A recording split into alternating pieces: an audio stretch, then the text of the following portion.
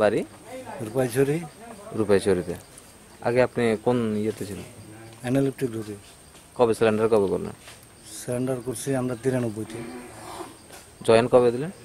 Join দিলাম ধরেন না কত বছর এই কাজের সঙ্গে যুক্ত ছিল? এক বছর। 1 বছর ছিলেন। কেন লাস্ট পর্যন্ত সিলিন্ডার কেন করলেন? এটা আমরা দলের থেকে একটু বিরোধ হয়েছিল, দলে দলে সংঘর্ষ, এই কারণে আমরা ফিরে আইতে বাধ্য হয়েছি। কোন কোন দলে? আমরা দলে এনএলএফটির মধ্যে গ্রুপ সমস্যার মধ্যে গ্রুপ সমস্যা হওয়ানে আমরা আবার বাইরে বসছি। এই এখন কারণে আপনার কোন জীবনটা ভালো মনে হচ্ছে, এখন জীবন না বর্তমান? এখন তো ভালো, স্বাভাবিক জীবাণু ফিরে এসে এখন তো ভালো। আগে যে ওইখানে তো কত মশা কামড় খাইতে হয়, মানে ধরাধরি সবখানে তো আমরা সমস্যা হইতো।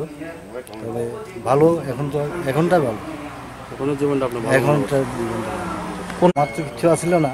তবে যে সংগঠনটা এটা মানে জনস্বার্থে আর কি, ত্রিপুরা রাজ্যের জনস্বার্থে কাজ করছিল আর কি।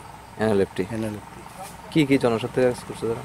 তারা চায় যে আমাদের যে দাবি, আমাদের ত্রিপুরার দাবি, ওইগুলি আর কি, এসব দাবি নিয়ে। তখন অভিজ্ঞতা কি? অভিজ্ঞতা তো আমার কোনো অভিজ্ঞতা ছিল না। আমি সব জঙ্গলে দূরাইতেছি, যাইতেছি, খাইতেছি, ওই ট্রেনিং দিতেছি, ওই রকম আর কি। কোথায় ট্রেনিং দিয়েছিলেন? কোথায়? এই জঙ্গলে জঙ্গলে জঙ্গলে। 1 বছর জঙ্গলে ছিল? হ্যাঁ, এরকম। পুরো জীবনটা 1 বছরের জীবন জঙ্গলে। কোন জায়গাতে ছিলেন আপনারা? আমরা এই পুরা ত্রিপুরাতে আর কি ঘুরতাম। জঙ্গলে জঙ্গলে। বাড়িতে আসতেন? হ্যাঁ, মানুষের বাড়িতে যাই, আপনাদের বাড়িতে আসতেন? হ্যাঁ আচ্ছা, চুরি করে দিতাম, বাড়িতে দেখা করতাম, এরকম ঘুরতাম ফিরতাম আর কি। এখন স্বাভাবিক জীবন আপনি মনে করছেন সব থেকে ভালো? ভালো।